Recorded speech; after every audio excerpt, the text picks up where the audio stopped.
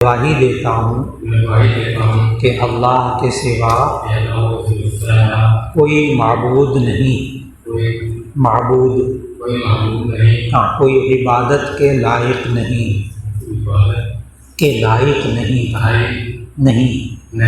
اور میں محمد صلی اللہ علیہ وسلم پر ایمان لاتا ہوں کہ وہ اللہ کے رسول ہیں، اور میں تمام انبیاء کو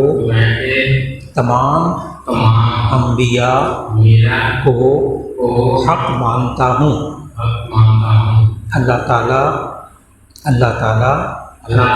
مجھے اس دین پر قائم رکھے، آمین۔ جزاک اللہ۔ اب آپ کا پہلے نام کیا تھا؟ پہلے بھی نام دانیال تھا؟ اچھا جی، چونکہ روایات میں آتا ہے کہ دانیال بھی ایک نبی کا نام تھا، ٹھیک، تو آپ یہی نام اسلام کی حالت میں بھی رکھ لیں، ہاں، شناختی کارڈ نہیں بدلنا پڑے گا آپ کو، ٹھیک، لیکن اس میں اسلام لکھوانا پڑے گا، ٹھیک۔ دعا فرمانے کہ اللہ تعالیٰ ان کو استقامت عطا فرمائے۔ الحمدللہ رب العالمین، اللہم صلی علی سیدنا و مولانا محمد وعلی آل سیدنا و مولانا محمد وبارک وسلم۔ یا اللہ ابھی انہوں نے اسلام قبول کیا ہے، یا اللہ ان کو استقامت عطا فرما، یا اللہ ان کے باقی گھر والوں کو بھی اسلام قبول کرنے کی توفیق عطا فرما، اور یا اللہ ہم سب کو سارے نبیوں کا احترام کرنے کی توفیق عطا فرما۔ یا اللہ ان کی زندگی میں خیر و برکت عطا فرما، خوشیاں عطا فرما، ان کو آئندہ آنے والے تمام مشکلات سے ان کی حفاظت فرما۔ یا اللہ ان کو اس دین پر استقامت عطا فرما، اور مرتے دم تک دین اسلام پر قائم اور دائم فرما۔ صلی اللہ تعالی علی خیر خلقہ محمد وآلہ واصحابہ اجمعین برحمتک یا ارحم الراحمین۔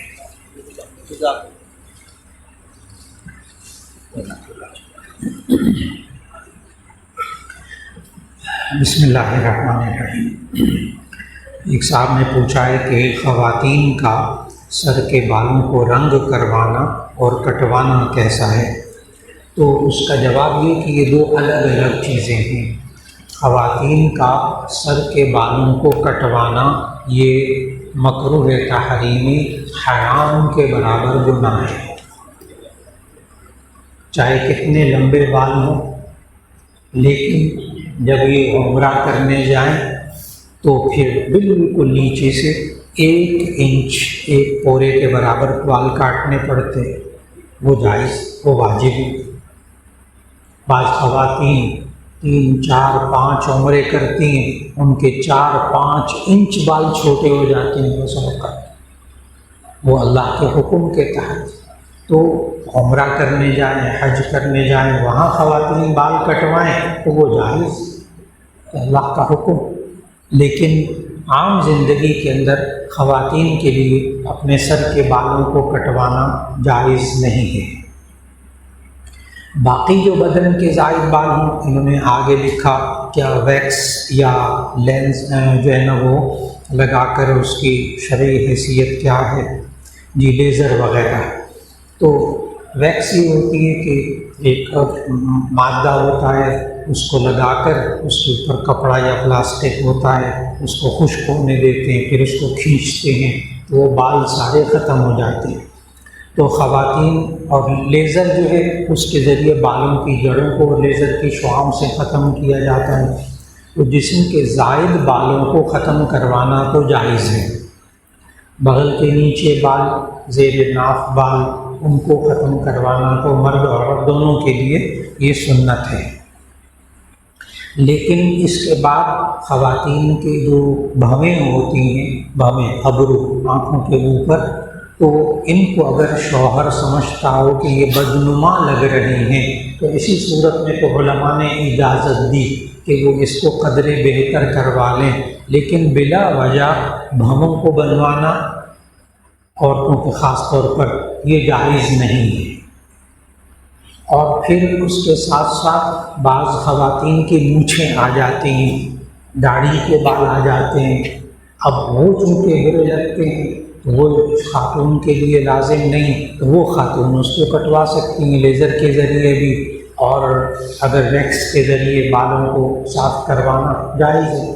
اسی طرح بہت سی خواتین پوچھتی ہیں یہ ہاتھوں کے بال اور پنڈلیوں کے بال یہ کیا کٹوائے جا سکتے ہیں؟ تو اس کا بھی یہی ہے کہ وہ کاٹنا جائز ہے، وہ کاٹنا جائز ہے، اس کو ویکس کروانا بھی جائز اور اس کو لیزر سے بھی صاف کروانا جائز۔ لیکن بالوں کو خاص طور پر اور سر کے بالوں کو اس کے بارے میں بہت احتیاط کرنا ہے کہ ان کو خاتون کے لیے سر کے بالوں کو نہیں کٹوانا چاہیے۔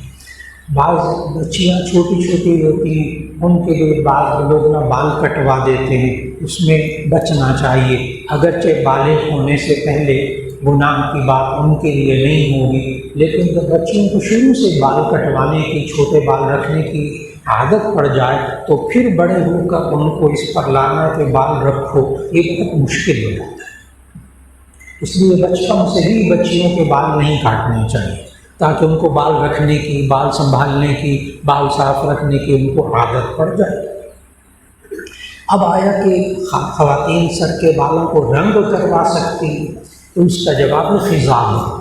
خضاب لگانا مردوں اور عورتوں دونوں کے لیے، یہ خضاب لگانا بھی سنت ہے اور نہ لگانا بھی سنت ہے۔ لگانا بھی سنت ہے، نہ لگوانا بھی سنت ہے۔ کیوں؟ اس لیے کہ نبی کریم صلی اللہ علیہ وسلم نے ساری زندگی کبھی خضاب نہیں لگایا، اس لیے کہ نوبت ہی نہیں آئی۔ صحابہ روایت کرتے ہیں کہ نبی کریم صلی اللہ علیہ وسلم کے سفید بال سر کے اندر صحابہ گنے کرتے تھے، داڑھی میں، سر میں، تو بعض صحابہ کہتے ہیں 14 بال، بعض کہتے ہیں 17 بال، بعض کہتے ہیں 18، بعض کہتے ہیں 20، یعنی 20 بالوں سے زیادہ سفید کی روایت ہی کوئی نہیں۔ تو نبی صلی اللہ علیہ وسلم کو بال رنگنے کی، خضاب لگانے کی نوبت نہیں آئی، اسی نبی صلی اللہ علیہ وسلم نے خود تو خضاب نہیں لگایا، اس لیے یہ سنت ہے، خضاب نہ لگانا سنت ہے۔ اور نبی کریم صلی اللہ علیہ وسلم نے بہت سے صحابہ کو خضاب لگانے کا حکم دیا۔ یہ کوشش کریں اس کی گونج کو ذرا کم ہو جائے، اگر کوئی موجود ہو تو اسپیکر والے، تاکہ ان لوگوں کو بات سمجھ میں آ جائے۔ تو میں بتا رہا تھا کہ خضاب لگانا سنت ہے، نہ لگانا بھی سنت ہے۔ نبی صلی اللہ علیہ وسلم نے خود نہیں لگایا تو نہ لگانا بھی سنت ہے، لیکن بہت سے صحابہ کو لگانے کو کہا، جیسے حضرت ابو ہریرہ رضی اللہ تعالیٰ عنہ کے بال سفید ہو گئے تو جامع ترمذی کی حدیث موجود، نبی صلی اللہ علیہ وسلم نے فرمایا غیروا ھذا ولو بشیء، غیروا ھذا بشیء، کسی چیز سے اس کو بدل لو، واجتنبوا السواد، کالے رنگ سے بچنا۔ ہر طرح کا خضاب لگا سکتے ہیں، چاہے وہ مہندی کی صورت میں ہو، چاہے وہ وسمے کی صورت میں ہو، چاہے وہ پاؤڈر کی صورت میں ہو، چاہے وہ لیکوڈ کی صورت میں ہو، چاہے وہ کسی کریم کی صورت میں ہو، کوئی بھی خضاب آرٹیفیشل بھی ہو جائز، لیکن کالے سے بچنا ہے۔ ایک تو یہ میں نے حدیث سنائی کہ حضرت ابو ہریرہ رضی اللہ تعالیٰ عنہ کو کہا ان کے اپنے بالوں کو تھوڑا سا بدل دو، لیکن واجتنبوا السواد، کالے سے بچو۔ پھر ایک حدیث اور کہ نبی کریم صلی اللہ علیہ وسلم نے، اس میں ذرا سخت الفاظ ہیں۔ نبی صلی اللہ علیہ وسلم نے فرمایا یکون قوما فی آخر الزمان یخضبون بہذا السواد کحواصل الحمام لا یجدون رائحۃ الجنہ۔ ترجمہ کروں گا میں تو ذرا کہ آخر وقت میں ایسی قومیں آ جائیں گی یخضبون بہذا السواد، جو کالے رنگ سے اپنے بالوں کو رنگیں گی، بلیک کلر سے، کالے رنگ سے، کحواصل الحمام، جیسے کہ کبوتروں کا کوٹا ہوتا ہے۔ یہ کبوتر جو ہوتا ہے نا جنگلی، اس کی گردن کے نیچے آپ دیکھیں جو حصہ ہوتا ہے بالکل سیاہ کالا ہوتا ہے، کحواصل الحمام، جیسے کہ کبوتر کے کوٹوں کی طرح۔ آگے فرمایا لا یجدون رائحۃ الجنہ، یہ کالے رنگ سے اپنے بالوں کو رنگنے والے جنت کی خوشبو بھی نہیں پائیں گے۔ میں نے کہا ذرا سخت الفاظ۔ ان احادیث کی وجہ سے علماء نے کہا کہ کالے رنگ کا خضاب کرنا مکروہ تحریمی، کالے رنگ کے علاوہ آپ ڈارک براؤن تک کر سکتے ہیں۔ حضرت ابوبکر صدیق رضی اللہ تعالیٰ عنہ، ان کے اپنے بال بھی سارے سفید، ان کے خاندان تھا، خاندانی، ان کے والد صاحب کے بھی بالکل سفید، یہاں تک کہ نبی صلی اللہ علیہ وسلم نے فرمایا کہ ان کو دیکھتے ہوئے کہ ابو قحافہ کو کہ کالسغامہ، ان کے بال نہ ایک ایسے پرندے کی طرح جو ہوتا ہی سفید تھا، یعنی بالکل سفید بال۔ حضرت ابوبکر صدیق رضی اللہ تعالیٰ کے بال بھی جلدی سفید ہو گئے تھے۔ حضرت ابوبکر صدیق رضی اللہ تعالیٰ عنہ خود کہتے ہیں کہ میں وسمہ اور حنہ لگاتا تھا، کتم اور حنہ، کتم کہتے ہیں وسمہ کالی مہندی، اور حنہ مہندی، حنہ مہندی، حنہ جو ہے نا یہ لائٹ براؤن، سنہری لائٹ براؤن مہندی کلر جیسے عورتیں ہاتھوں میں لگاتی ہیں۔ اور یہ جو مہندی ہے نا اصل میں، یہ اب سب ڈاکٹر اس بات پر اتفاق کرتے ہیں کہ اس سے الرجی نہیں ہوتی، اس کے سائیڈ ایفیکٹ نہیں ہیں۔ مہندی کا ایک پودا ہوتا ہے، کوئی 3-3.5 فٹ کا پودا ہوتا ہے، اس کے پتے ہوتے ہیں، تو پتوں کو خشک کر کے جب پیستے ہیں، پاؤڈر بناتے ہیں، تو وہ مہندی ہوتی ہے۔ اور مہندی سر کے بالوں کو لگائیں، داڑھی کو لگائیں، 100% جائز۔ حضرت ابوبکر صدیق رضی اللہ تعالیٰ نے اس میں کتم کو بھی ملا لیتے تھے، وسمہ کو، کالی مہندی کو بھی، جس سے وہ ڈارک براؤن ہو جاتا تھا، گہرا مشواری۔ تو معلوم ہوا ڈارک براؤن کلر تک بلا کراہت جائز ہے۔ یہاں تک تو میں نے بتا دی 2 باتیں، کہ خضاب لگانا بھی سنت ہے، کہ نبی صلی اللہ علیہ وسلم نے خود فرمایا، اور خضاب نہ لگانا بھی سنت ہے، کیونکہ نبی صلی اللہ علیہ وسلم نے خود نہیں لگایا۔ چنانچہ ہمارے اکابر زندگی میں دونوں طرح عمل کرتے رہے۔ میرے شیخ حضرت مولانا موسیٰ روحانی بازی رحمۃ اللہ علیہ، انہوں نے تقریباً 20-25 سال تک خضاب لگایا، پھر خضاب لگانا چھوڑ دی۔ ہمارے اکابر خضاب لگانے کی سنت پر بھی عمل کرتے رہے، بعد میں نہیں لگائے۔ لیکن کالے رنگ سے بچنا ہے، یہاں تک تو ایک بات مکمل ہو گئی۔ اب کالے رنگ کے بارے میں فقہا نے کچھ اجازت بھی دی ہے کہ اگر بیوی کے بال سفید ہونے لگے اور شوہر کی توجہ یہ سوچ کر کہ یہ بیوی کے بال سفید ہو گئے، اب یہ بوڑھی ہو گئی، اس کی نظر غیر محرم پر جانے لگے، تو عفت اور عصمت کی خاطر یہ عورت اپنے بالوں کو کالا رنگ کر سکتی ہے، اپنے شوہر کی عفت اور عصمت بچانے کے لیے۔ اسی طرح شوہر کے بال سفید ہو جائے تو اب بیوی کے سامنے سفید بال، اب وہ سوچنے لگا کہ عفت اور عصمت کی خاطر میں بلیک کلر کروں گا تاکہ بیوی کی نظروں میں اچھا لگے، ٹھیک۔ اور اگر بیوی کہے نہیں سفید بال ٹھیک، سو بسم اللہ۔ ایک تو میاں بیوی عفت اور عصمت کی خاطر، پاک دامنی کی خاطر کالا رنگ رکھ سکتے ہیں۔ نمبر 2، کسی بیماری کی وجہ سے بچپن میں بال سفید ہو جائے تو بھی کالا رنگ کر سکتے ہیں، یہ بھی فقہا نے اجازت دی۔ بعض ہوتے ہیں 20-22 سال کے لڑکے، اب منگنی ہونی، شادی ہونی، سفید بال، خاندانی بھی ہوتا ہے کبھی، ایسی صورت میں اگر 20-22 سال کی عمر میں سفید بال ہو جائے اس کو بھی آپ کلر کر سکتے ہیں، کالا والا۔ 2 ہو گئے۔ تیسرا فقہا نے اجازت دی مجاہدین کے لیے، مجاہدین کے لیے، افواج کے لیے، آرمی کے لیے، کہ وہاں اجازت کالے رنگ کی، تاکہ دشمنوں پر دھاک بیٹھ جائے کہ یہ لیفٹیننٹ کرنل، یہ بریگیڈیئر ابھی جوان ہے، چنانچہ وہاں کالے رنگ کو عمل ہوتا ہے۔ تو جائز دشمن پر دھاک بٹھانے کے لیے ایک مجاہد کو جوان دکھانے کے لیے، ایک فوجی کو جوان دکھانے کے لیے کالا رنگ استعمال کرنا جائز۔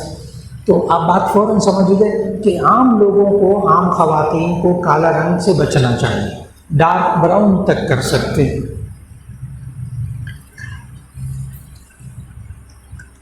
ایک صاحب نے پوچھا کہ وتر عشاء کی نماز کے ساتھ پڑھے جائیں یا الگ نماز شمار ہوگی؟ الگ نماز شمار ہوگی تو کیا کل 6 نمازیں ہوں گی؟ جی، اصل میں 5 نمازیں فرض ہیں، فجر، ظہر، عصر، مغرب، عشاء، اور وتر واجب ہے۔ اس لیے یہ نہ کہیں 6 نمازیں ہو گئیں، کیا کہیں 5 نمازیں فرض اور ایک کیا واجب، یوں کہیں گے۔ ہاں البتہ جب کوئی فدیہ وغیرہ کا مسئلہ آتا ہے پھر بتایا جاتا ہے کہ 5 فرض نمازیں اور واجب نماز کا بھی فدیہ دینا، یہ کل 6 نمازیں، اس وقت یوں کہہ دیتے۔ لیکن فرض نمازیں کتنی؟ 5، اور وتر واجب۔ اور وتر کا وقت ہوتا ہے، انہوں نے پوچھا وتر عشاء کی نماز کے ساتھ پڑھے جائیں گے؟ وتر کا وقت شروع ہی ہوتا ہے عشاء کے فرض پڑھنے کے بعد، میں نے عشاء کے بعد نہیں کہا، میں نے کہا عشاء کے فرض پڑھنے کے بعد وتر کا وقت شروع ہوتا ہے۔ اگر عشاء کی فرض نماز ابھی نہیں پڑھی اور یہ بندہ وتر پڑھے تو اس کے وتر نہیں ہوں گے، کیونکہ ابھی وقت ہی نہیں ہوا، اور رات کے آخری حصے تک، فجر کی اذان سے پہلے تک یہ وتر پڑھ سکتا ہے۔ ایک صاحب نے کہا قضا نماز عصر کی نماز کے بعد پڑھ سکتے ہیں؟ جی، عصر کی نماز کے بعد سے لے کر غروب آفتاب تک، سورج غروب ہونے تک نفل نماز پڑھنا مکروہ، لیکن عصر کی نماز کے بعد دھوپ کے پیلا ہونے سے پہلے دھوپ پیلا ہونے سے یعنی سورج اتنا ہو گیا کہ آپ اس کی طرف دیکھ سکتے ہیں، اگر اتنی دھوپ پیلی ہو جائے تو اس کے بعد آپ قضا نماز بھی نہ پڑھیں، کیونکہ اب مکروہ وقت شروع ہو گیا۔ ہاں اسی دن کی عصر کی نماز رہ جائے، دھوپ پیلی ہو تو آپ پڑھ سکتے ہیں، لیکن اگر قضا نماز پڑھنی ہو تو کوشش کریں عصر کی سنتوں سے پہلے پڑھ لیں، تاکہ مسجد کے اندر آپ نماز پڑھنے کے فوراً بعد نماز پڑھنے کھڑے ہو گئے تو کئی لوگ کہیں گے عصر کے بعد آپ کون سی نماز پڑھ رہے ہیں، لوگ شبہ کریں گے، وسوسے میں مبتلا ہوں گے۔ تو آپ کیا کریں، عصر کی نماز کے بعد آپ کوشش کریں کہ قضا نماز وہاں نہ پڑھیں کہ گھر جا کے پڑھ لیں، تاکہ لوگ نہ کہیں آپ عصر کے بعد کیا کر رہے ہیں، لوگ تو سوالات اٹھاتے ہیں۔ جی، ایک بھائی صاحب نے سوال کیا ہے کہ عصر کی نماز مغرب سے کتنی دیر تک پہلے پڑھی جا سکتی ہے؟ تو اس کا جواب یہ ہے کہ سورج غروب ہونے سے پہلے غروب ہونا کس کو کہتے ہیں؟ سورج کی گول ٹکیا نظر سے غائب ہونا شروع ہو جائے، پوری غائب ہو جائے، تو کوشش کریں اگر آپ کے پاس گھر میں کیلنڈر ہو، میں ایسے صاحب کو کہتا ہوں گھر میں کیلنڈر رکھ لیں نمازوں کے، اس میں ایگزیکٹ وقت پتہ چل جاتا ہے، ابھی سورج غروب ہونے میں 10 منٹ ہیں، تو آپ کوشش کریں سورج غروب ہونے کا جو ٹائم، یہ ذرا توجہ سے سنیے گا، سورج غروب ہونے کا جو وقت کیلنڈر میں لکھا ہوگا اس سے کوشش کریں 10 منٹ پہلے نماز پڑھ کے فارغ ہو جائے، اس لیے کہ کیلنڈروں میں جو سورج غروب ہونے کا وقت لکھا ہوتا ہے نا، یہ ہے غروب مکمل ہو چکا، یہ سورج غروب مکمل ہو چکا، اب اذان دے لیں، اب روزہ افطار کریں۔ اچھا، یہ جو کیلنڈروں کے اندر سورج نکلنے کا وقت لکھا ہوتا ہے نا، یہ سورج کے طلوع ہونے کا آغاز لکھا ہوتا ہے، یہ ٹیکنیکل بات ہے۔ جو فجر کے وقت میں لکھا ہوتا ہے نا سورج طلوع ہونے کا وقت، وہ سورج کے طلوع ہونے کا آغاز لکھا ہوتا ہے، اور مغرب کا جو غروب کا وقت لکھا ہوتا ہے یہ سورج کے غروب کا اختتام لکھا ہوتا ہے، اس لیے وہاں فجر کے وقت میں تو آپ چند منٹ پہلے بھی نماز فجر کی پڑھ لیں گے تو ہو جائے گی، اگر آپ کو بالکل ایگزیکٹ وقت پتہ ہو۔ غروب آفتاب چونکہ ہونا شروع ہو جاتا ہے، اس لیے کوشش کریں 10 منٹ پہلے پڑھ کے فارغ ہو جائیں۔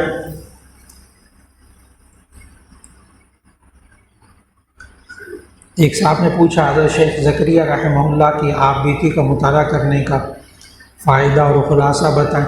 جی اصل میں حضرت شیخ الحدیث مولانا زکریا رحمہ اللہ نے خود اپنی آپ بیتی لکھی، اپنی آپ بیتی بچپن سے لے کر، تو وہاں نا سمجھ میں آتا ہے کہ ان بزرگوں نے اپنے بچوں کو کیسے پالا۔ اس آپ بیتی کا ایک چھوٹا سا واقعہ آپ کو سناتا ہوں۔ حضرت شیخ الحدیث مولانا زکریا صاحب رحمہ اللہ کو نا بچپن میں ان کی نانی نے ایک تکیہ بنا کر دیا، ویسے بچوں کو خوبصورت سے تکیہ بنا کر دے دیتے ہیں۔ تو حضرت کے والد حضرت مولانا یحییٰ صاحب رحمۃ اللہ علیہ تو یہ لیٹنے لگے، تو مولانا زکریا صاحب بچپن میں ان کو کہنے لگے یہ آپ میرا تکیہ لے لیں، یہ آپ میرا تکیہ لے لیں۔ کہتے ہیں زور سے ایک دھک ماری، ڈانٹا، ابھی سے میرا تیرا کرتا ہے۔ اب دیکھیں تربیت، ابھی سے میرا تیرا کرتا ہے، میرا تکیہ ہے۔ دیکھیں کہاں سے وہ چابی سیٹ کرتے ہیں اس کو درست کرنے کی، ہاں ابھی سے میرا تیرا کرتا ہے۔ تو معلوم ہوا کہ یہ آپ بیتی پڑھنے سے انسان کو بہت سی باتیں زندگی کی معلوم ہوتی ہیں کہ بزرگ کیسے کیسے تربیت کیا کرتے تھے۔ جی اور کوئی سوالات؟ ایک صاحب نے کہا سنت کے مطابق کھانے کا طریقہ بتا دیں۔ جی سنت کے مطابق کھانے کا طریقہ، دیکھیے بعض لوگ سمجھتے ہیں کہ ہم سنت کے مطابق زندگی گزارنا شروع کریں نا تو پھر ہم معاشرے میں فٹ نہیں رہ سکتے، معاشرے میں نہیں چل سکتے۔ اس میں سے ایک یہ بھی بات کہ اگر سنت کے مطابق کھانا کھا لیں تو کیا معاشرے میں فٹ نہیں ہو سکتے؟ سب سے پہلے وہ کھانا اس کی آمدنی حلال ہو، نمبر 2 وہ کھانا حلال ہو، پھر آپ کے سامنے آ جائے تو آپ ہاتھ دھو کر بسم اللہ پڑھ کر کھانا کھائیے، اپنے سامنے سے کھانا کھائیے، اور جب کھانا کھا چکے تو دعا مانگ لیجیے الحمدللہ الذی اطعمنا وسقانا وجعلنا مسلمین، اور پھر اس کے بعد ہاتھ دھو لیجیے، کھانا مکمل ہو گیا۔ اب اس میں کون سی مشکل بات ہے؟ سنت کے مطابق کھانا مکمل ہو گیا۔ انسان سونا چاہے تو سونے کا طریقہ کہ نبی صلی اللہ علیہ وسلم کو فرض واجب نہیں، آپ سونا چاہتے ہیں تو آپ دائیں کروٹ پر سو جائیں، اپنے بازو کو اپنے سر کے نیچے رکھ لیں، ٹھیک، اور دائیں کروٹ پر سونے کی کوشش کریں۔ اگر نہ نیند آئے تو کروٹ بھی بدل سکتے ہیں، آغاز میں اس طرح کریں جو آپ کے اختیار میں۔ دعا پڑھنے سونے سے پہلے دعا پڑھیں، جب جاگیں بیدار ہوں پھر دعا پڑھ لیں، جب سونے لگیں بسمک اللہم اموت واحیا، جب بیدار ہوئے تو پھر اس کے بعد الحمدللہ الذی احیانا بعد ما اماتنا والیہ النشور۔ آپ کا سنت کے مطابق سونا پورا ہو گیا۔ اب اس میں مشکل کیا ہے؟ صرف بات کو اپنی زندگی کو ان احکام کے مطابق ڈھالنے کی کوشش ہو جائے۔ ایک صاحب نے کہا امداد السلوک کتاب پڑھنے کا طریقہ بتائیں۔ جی اصل میں یہ کتاب امداد السلوک یہ انسان شریعت کے مطابق کیسے اپنے مزاج کو بنائے، کیسے طریقہ، اس کے لیے کسی نہ کسی بزرگ سے تعلق قائم کر کے ان کی زیر نگرانی اس کو پڑھنے کی کوشش کیجیے۔ اور اگر کوئی ویسے معمول کوئی بات اپنے لیے خود مطالعہ کر کے معلوم کرنا چاہے، اس کے لیے بہترین کتاب ہے تبلیغ دین۔ تبلیغ دین یہ اصل میں امام غزالی رحمہ اللہ نے الاربعین کتاب لکھی تھی، اس میں روحانی امراض لکھے ہیں اور ان کی پہچان لکھی ہے اور اس کا علاج لکھا ہے۔ کوشش تو یہ ہو کہ یہ بھی اب اس کا ترجمہ حضرت مولانا شریف علی تھانوی رحمہ اللہ کے حکم سے جب کیا گیا تو اس کا نام ہے تبلیغ دین، عام مل جاتی ہے۔ ایک یہ کتاب مطالعے میں ہو جائے، ایک اسوہ رسول اکرم صلی اللہ علیہ وسلم، اسوہ رسول اکرم صلی اللہ علیہ وسلم ڈاکٹر عبداللہ عارفی رحمۃ اللہ علیہ کی کتاب ہے، جس میں زندگی کے آغاز سے لے کر مرنے تک، جوانی، بچے، شادی، سب کے بارے میں احکام مل جاتے ہیں سنت کے مطابق۔ جی جی پڑھتے ہیں کہ بعد میں تو رہتے ہیں اس کو اس طرح سے اپنی بات جی بھائی صاحب نے سوال کیا، ایک منٹ بس میں ان سے پوچھوں تشریف تو انہوں نے سوال کیا کہ ہم ترجمے کے ساتھ قرآن مجید پڑھتے ہیں لیکن وہ ذہن میں نہیں رہتا، تو پھر کیا کریں؟ تو اس کا جواب یہ کہ آپ قرآن مجید کی تلاوت کیجئے، ترجمہ پڑھتے رہیے، بار بار پڑھتے رہیے، ذہن میں نہ رہے کوئی بات نہیں، پڑھتے رہیے، بس پڑھتے رہیے، اس میں سے پھر آہستہ آہستہ باتیں انسان عمل کرتا ہے، اس میں سچ بولنے کو کہا ہے، اس میں بددیانتی سے رکنے کو کہا ہے، اس میں رشتہ داروں کے ساتھ اچھے سلوک کا کہا گیا، میں اس پر عمل کروں گا، بس جب اللہ دل میں ڈال دے آہستہ آہستہ اس پر عمل کر لیں، ترجمہ نہ ذہن میں رہے کوئی بات نہیں۔ جی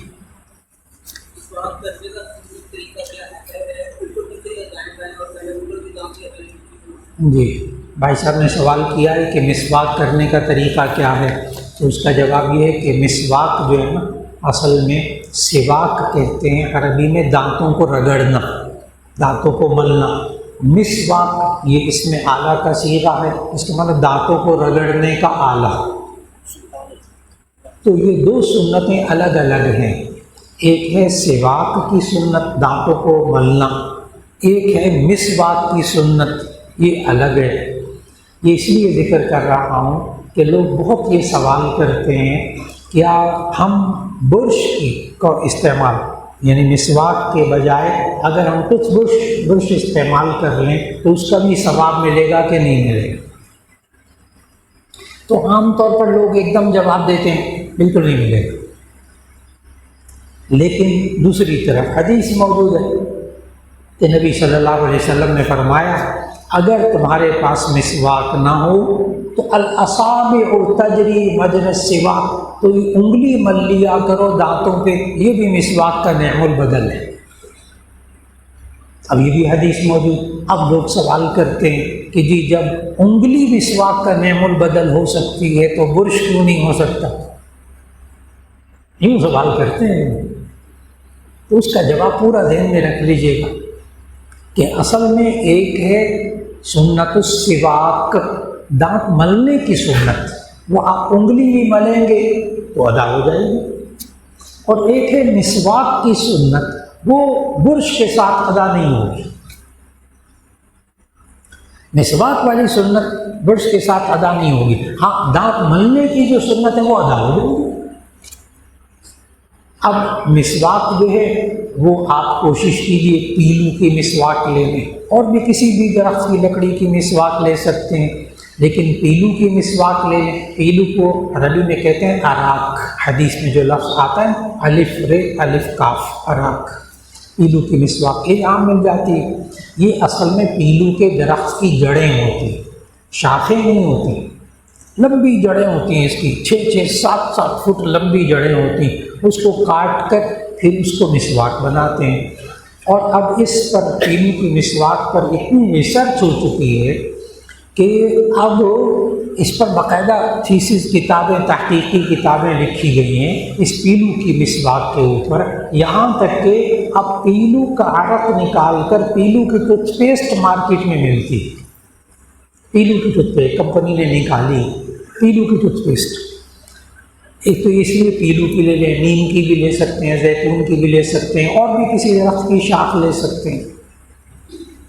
اب وہ مسواک کس طرح کریں جو آپ کا سوال، تو اس کا جواب یہ ہے کہ مسواک آپ اس طرح کریں، اس کو پکڑنے کے لیے ایک تو اس کی لمبائی ایک بالش سے زیادہ نہ ہو، اور گھستے گھستے چھوٹی ہو جائے تو آپ کی چھوٹی انگلی سے زیادہ چھوٹی نہ ہو، زیادہ سے زیادہ کتنی لمبائی ایک بالش، اور کم از کم کتنی ایک چھوٹی انگلی، اتنی ہو پھر اس کو ضائع کر دیں، پھینک دیں۔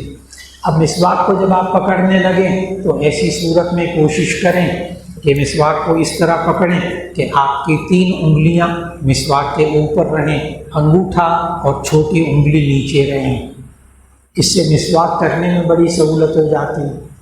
اب مسواک جب آپ کرنے لگیں تو ایسی صورت کے اندر اوپر سے نیچے مسواک کریں۔ بھائی صاحب کا جو سوال تھا نا وہی تھا دائیں بائیں مسواک کریں یا اوپر سے نیچے، تو اس کا معنی ہے کہ دونوں باتوں کا خیال رکھیں۔